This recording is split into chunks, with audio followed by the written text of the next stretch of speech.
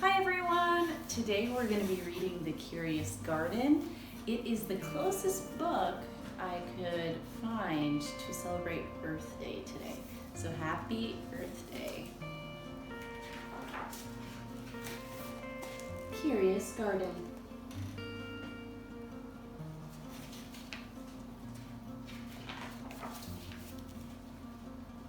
There once was a city without gardens or trees or greenery of any kind.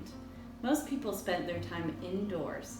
As you can imagine, it was very dreary.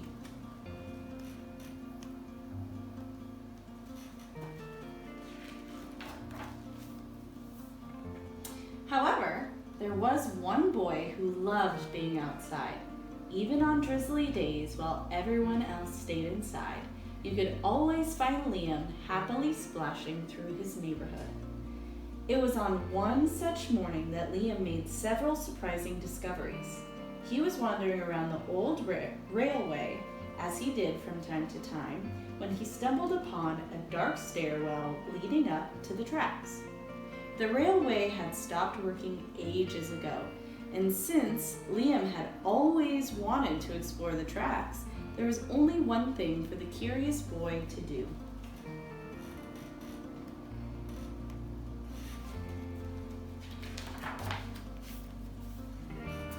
Liam ran up the stairs, pushed open the door, and stepped out onto the railway. The first thing he saw was a lonely patch of color. Wildflowers and plants were the last thing he had expected to find up there, but when he took a closer look, it became clear that the plants were dying. They needed a gardener.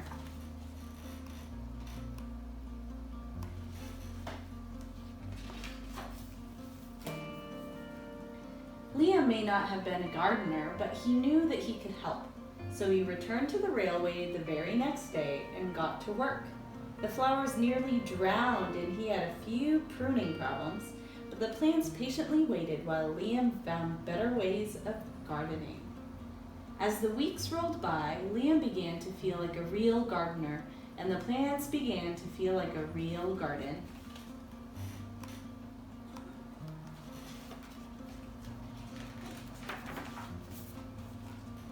Most gardeners stay in one place, but this was no ordinary garden. With miles of open railway ahead of it, the garden was growing restless. It wanted to explore. The tough little weeds and mosses were the first to move.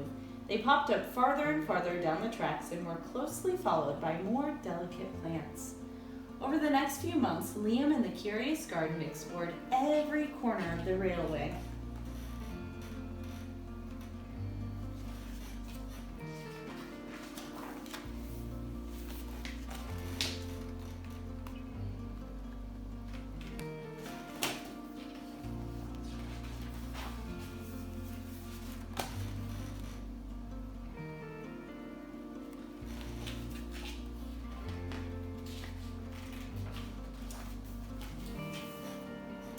After spending his spring and summer and autumn with the garden, Liam's time on the railway was finally interrupted by winter.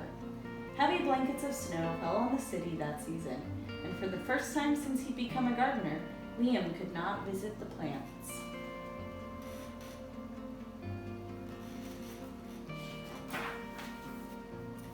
Rather than waste his winter worrying about the garden, Liam spent it preparing for spring. After 3 cold months, the snow finally began to melt, and Liam rolled his new gardening gear over to the railway.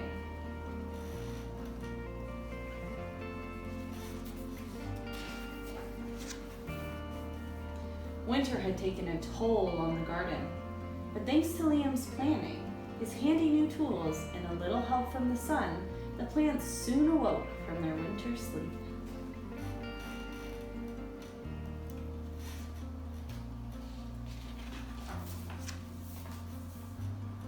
The garden had always wanted to explore the rest of the city, and that spring it was finally ready to make its move.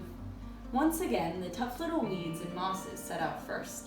They popped up farther and farther from the railway and were closely followed by more delicate plants.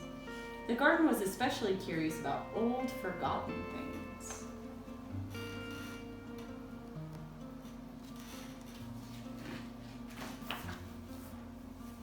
few plants popped up where they didn't belong.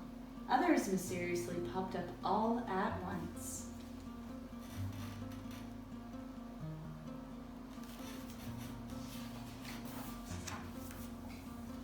But the most surprising things that popped up were the new gardeners.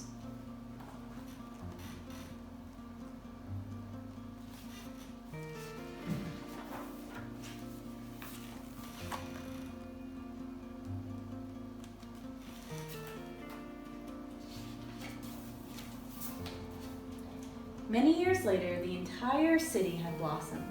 But of all the new gardens, Liam's favorite was where it all began.